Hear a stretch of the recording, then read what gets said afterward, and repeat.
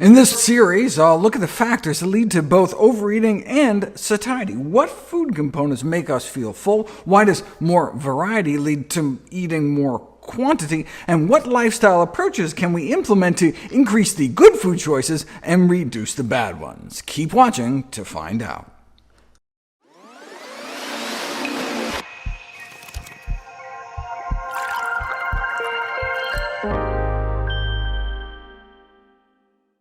Anyone can lose weight eating less food. Anyone can be starved thin. Starvation diets are rarely sustainable, though, since hunger pangs drive us to eat. We feel unsatisfied on low-calorie diets, unsatiated. We do have some level of voluntary control, but our deep-seated instinctual drives may win out in the end. For example, you can consciously hold your breath. Try it right now. How long can you go before your body's self-preservation mechanisms take over and overwhelm your deliberate intent not to breathe? Your body has your best interests at heart and is too smart to allow you to suffocate yourself, or starve yourself for that matter. If our body was really that smart, though, how could it let us become obese? Why doesn't our body realize when we're way too fat and allow us the leeway to slim down? Maybe our body is actually very aware and actively trying to help, but we're somehow undermining those efforts? How could we test this theory to see if that's true? So many variables go into choosing what we eat and how much. There are psychological, social, cultural, and aesthetic factors.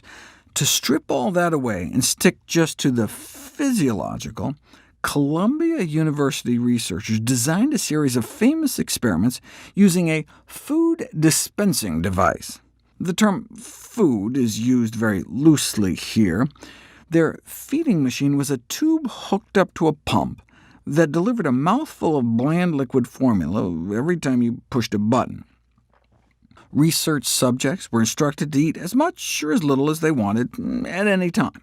In this way, eating was reduced to just the rudimentary hunger drive, without the usual trappings of sociability, meal ceremony, and the pleasures of the palate. How much would people be driven to eat? Put a normal weight person in this scenario, and something remarkable happens. Day after day, week after week, with nothing more than their hunger to guide them, they eat exactly as much as they need, perfectly maintaining their weight. They needed about 3,000 calories a day, and that's just how much they unknowingly gave themselves. Their body just intuitively seemed to know how many times to press that button.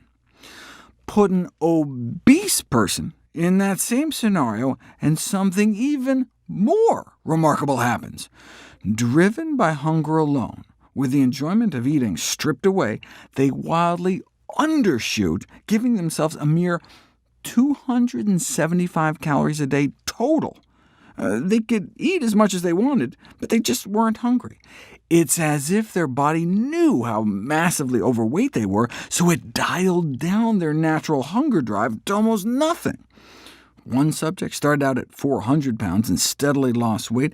After 252 days sipping the bland liquid, he lost 200 pounds.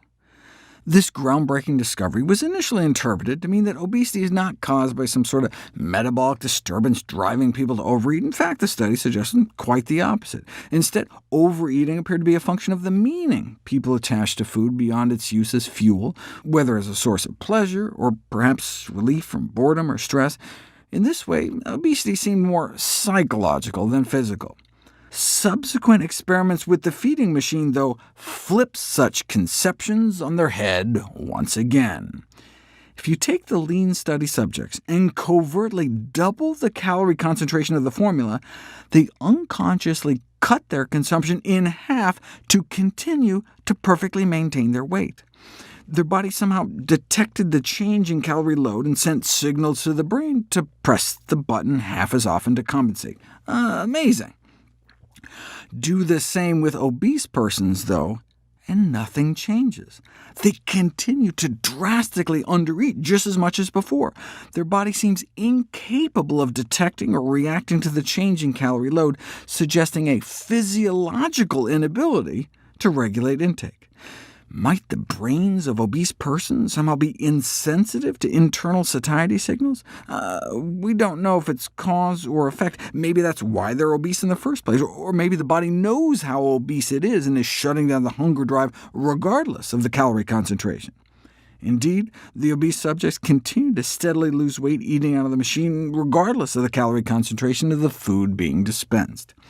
It would be interesting to see if they regain the ability to respond to changing calorie intake once they reach their ideal weight. Regardless, what can we apply from these remarkable studies to facilitate weight loss out in the real world? We'll explore just that question next.